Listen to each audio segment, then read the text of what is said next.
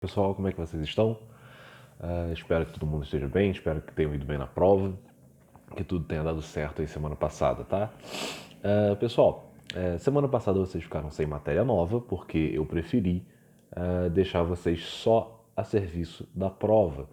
Mas hoje a gente já volta com a nossa matéria, né? A gente começa hoje o segundo bimestre, tá? O primeiro bimestre terminou dia 22 de maio. A partir de hoje a gente dá seguimento na nossa disciplina, tá, gente?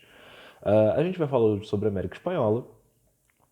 Não vai ser um vídeo muito longo, porque agora que a gente está começando o bimestre, eu tenho uma meta de fazer 2 aulas por tema, para a gente poder dividir, né? Dar tempo de fechar todas as disciplinas do bimestre desse jeito, e a gente consegue fazer aulas mais curtas e aulas que sejam bastante focadas, né?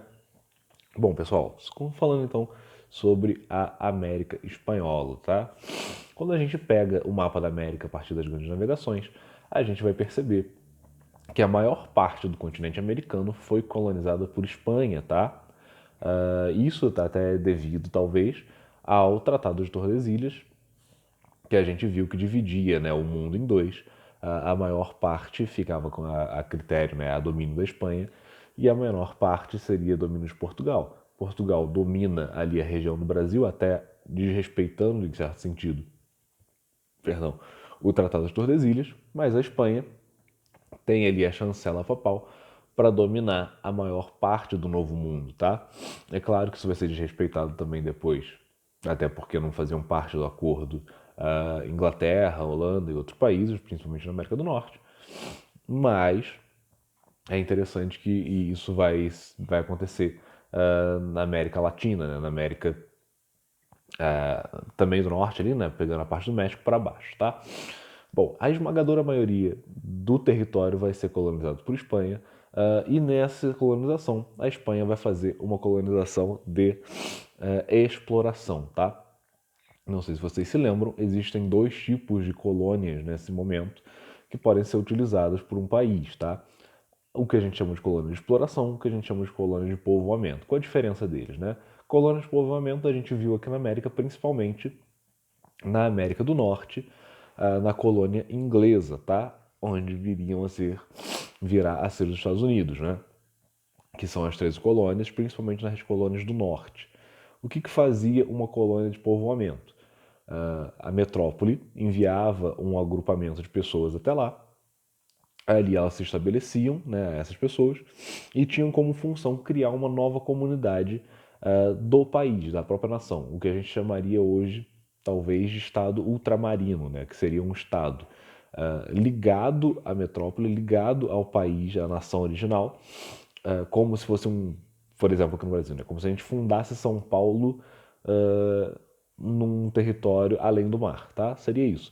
Um estado que, apesar de fazer parte da nação, ele está além do mar. A ideia da colônia de povoamento era mais ou menos essa. Não estou dizendo que era exatamente assim que foi tratado, que foi assim que aconteceu nos Estados Unidos. A gente viu que a colônia, que os colonos ingleses, eles possuíam ali uma série de diferenças no tratamento que eles recebiam da coroa britânica em relação àqueles ingleses que viviam no Velho Mundo, tá? Mas essa era a ideia a princípio, pelo menos, tá? E a colônia de exploração, ela tinha como finalidade simplesmente recolher riquezas de dentro da colônia, né? De dentro daquele pedaço de terra que estava sendo colonizado. Essas riquezas elas podiam ser tanto extraídas dos bens naturais da colônia, né? Então, por exemplo, pegar as, sei lá, as joias que tem, né? O ouro, como foi aqui no Brasil, que se fala muito, diamantes, o que seja assim, né? Que você simplesmente vai lá e pega, quanto poderiam ser produzidas através dos recursos naturais da colônia, né?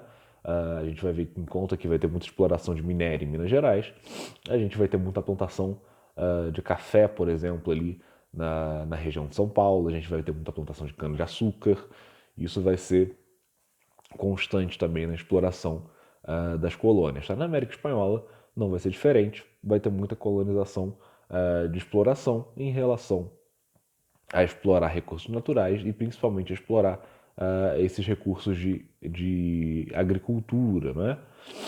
Se a gente pegar a economia ali das Índias Ocidentais, né, a economia que era gerada pelo tráfego marítimo, a gente vai ver, por exemplo, que a plantação de açúcar vai ser uma coisa extremamente importante nas colônias espanholas, tá? Plantação de açúcar, obviamente, plantação de cana-de-açúcar, né? Não pegava açúcar, jogava, né? Não dá pra plantar açúcar, né?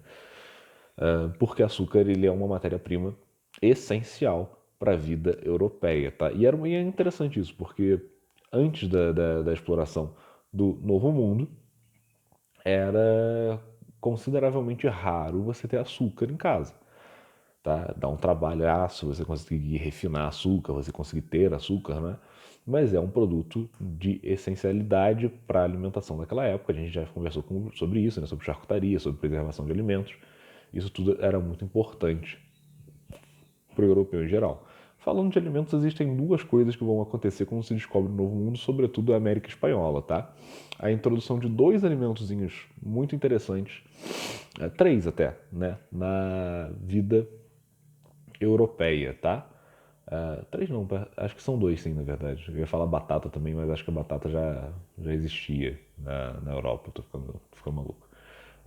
Quais são esses dois alimentos, né? Milho e tomate, tá? Para quem gosta de comida italiana aí, a Itália não teve tomate a vida inteira, né? O tomate é um produto americano que foi importado para a Europa, tá? Milho é a mesma coisa, né? O milho era o principal vegetal produzido nas Américas quando chegam os colonos, né? E era basicamente a moeda central ali da economia dos impérios pré-colombianos, né? Incas, maias, tudo mais, era basicamente uh, em cima do milho que girava a economia desses países, tá? Bom, a América Espanhola, então, ela vai dominar a maior parte da América do Sul. E diferente do que vai ser feito no Brasil, os espanhóis eles vão elaborar um esquema colonial em que eles vão fazer várias pequenas colônias, né? No Brasil, a gente tem uma grande colônia portuguesa, ainda não chamava Brasil na época, mas tem uma grande colônia portuguesa. A Espanha ela vai preferir um modelo diferente de exploração, porque assim ela consegue fazer uma administração mais fácil, tá? Sempre, gente, isso é importante a gente entender, sempre é difícil administrar um território muito grande.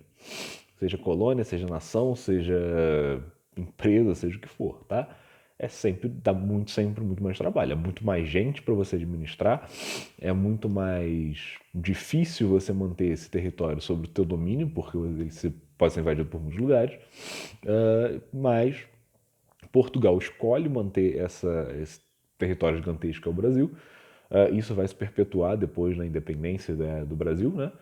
Em que o Império Brasileiro vai se tornar independente de Portugal e vai escolher manter a unidade nacional, a unidade territorial do Brasil, que é gigantesca, embora isso dê muito mais trabalho, tá? A Espanha ela adota um esquema muito mais fácil.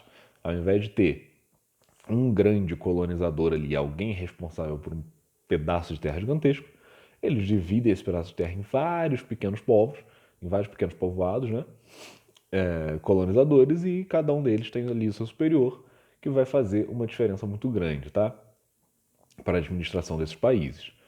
É por isso que hoje a gente tem tanta diferença entre os países hispânicos da América Latina e o país português, que é o Brasil, tá? Se a gente pegar ali o mapa para olhar, a gente vai ver que existem dezenas de pequenos países que falam espanhol, ou seja, que tiveram colonização espanhola, e um único país aqui na América Latina, grande, gigantesco, que fala português, né? Um único país, dois grandes países que falam inglês. Tudo isso. Coisa interessante, né? Sobre a América Espanhola também.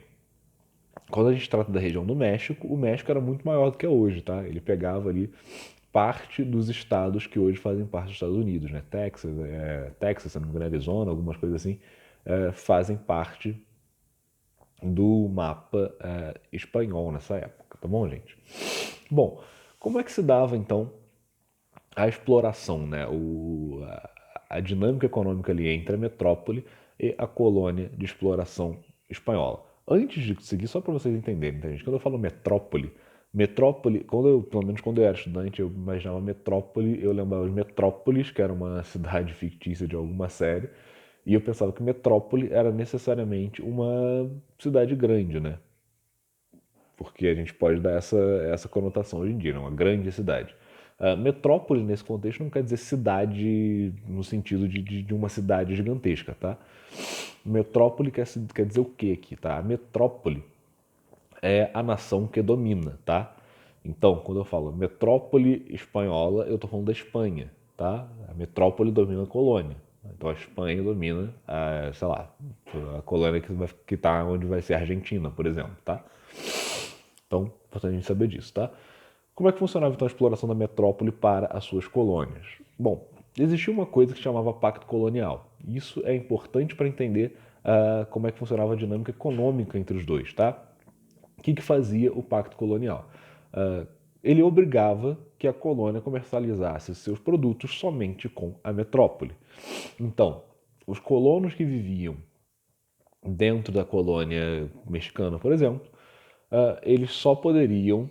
Eu falo colônia mexicana, mas obviamente não era necessariamente isso o nome, tá, gente? Pode ser diferente, eu só estou facilitando as coisas aqui, tá? Então, a colônia que fica na região do México, estou chamando de colônia mexicana. Eles poderiam comercializar os seus produtos apenas com a Espanha, tá? Não poderia vender, por exemplo, seus produtos logo ali para cima para as 13 colônias dos Estados Unidos. Pelo menos não poderia legalmente. Não estou dizendo que não acontecia. Obviamente, a gente não tem uma legislação tão fácil de aferir nessa época, né? Então, o contrabando com certeza poderia acontecer. Mas legalmente falando ali, eles só poderiam comercializar com a Espanha. Isso, obviamente, gerava um custo muito grande para a colônia. Porque pensa no seguinte, se você é alguém que produz, né, você tem lá os seus produtos para vender, e você só tem um cliente, só um cliente compra de você, só um cliente pode comprar de você, a verdade é que esse cliente vai estabelecer os preços, né? Porque ele vai pagar o quanto ele quiser, você não tem escolha, você não pode vender para mais ninguém. Isso vai ser um problema para as colônias que vão se ver sempre pobres em relação às metrópoles e quanto as metrópoles se desenvolvem. Isso quer dizer também que vão ficar sempre pobres não só as pessoas de baixa renda das colônias, tá, gente? Isso é uma coisa importante. Sempre que a gente tem acúmulo de pessoas. Desculpa, gente, estou muito gripado. Sempre que você tem um acúmulo muito grande de pessoas vivendo em algum lugar, você vai ter o desenvolvimento de uma elite econômica, bem ou mal, tá? Por mais que seja um lugar pobre como as colônias eram. Então, essas pessoas que vão começar a ter uma certa ascensão social, né, que vão ser responsáveis talvez ali por organizar algumas empresas de trabalho, por organizar algumas facilitações no comércio ultramarino ali entre colônia e metrópole, essas pessoas vão começar a ter alguma ascensão social, elas vão começar a questionar o porquê raios a colônia sempre fica tão atrasada em relação à metrópole, embora elas comecem a ganhar dinheiro, elas não podem ter uma vida tão boa quando tem aqueles que vivem ainda no país antigo, né? Naquele país que está colonizando. Isso vai começar a acontecer, tá? Muito devido ao pacto colonial que travava muito o mercado da colônia, né? Imagina só, o cara que era dono ali, sei lá, de uma plantação de açúcar, uma plantação de cana de açúcar, plantava, refinava, né? Fazia lá toda a moagem e tudo mais e conseguia, eu não sei como é que faz açúcar de verdade, mas assim, fazia ali o, o produto final, ele poderia vender por um preço muito mais alto aquilo ali se alguma outra nação oferecesse, né, se o mercado dele tivesse aberto para outras nações poderem dar as suas propostas. Então, por exemplo, a França tem nessa época aqui, ela não tem grandes empreendimentos coloniais na América ainda. Então, esse colono ele poderia vender para a França e conseguir muito mais dinheiro, mas ele não consegue por causa do pacto colonial. Isso vai gerar, obviamente, insatisfação. A gente já vai ver isso, tá? Bom, os impostos que residiam sobre as colônias, eles eram taxados pela metrópole. Então, obviamente, se a metrópole está do outro lado do oceano e ela está simplesmente querendo extorquir, né, tirar ali o máximo de riqueza possível das suas colônias, esses impostos eles vão ser, não vão ser necessariamente justos, né? Porque eles nem sabem o que está acontecendo na colônia de verdade. Então, esses impostos vão ser cobrados, mais vezes com taxas um tanto quanto indevidas, e isso vai gerar uma dificuldade entre colônia e metrópole também.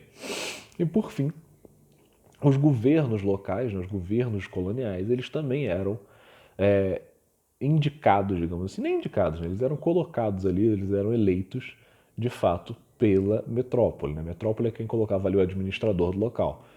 Isso também vai gerar uma série de problemas, porque, obviamente, esses administradores eles estavam ali para garantir os direitos e as vontades da metrópole e não os das pessoas que viviam ali, não dos colonos. Lembra quando a gente fala de colono, gente? A gente não está falando de índio, né? A gente está falando de espanhol mesmo, tá?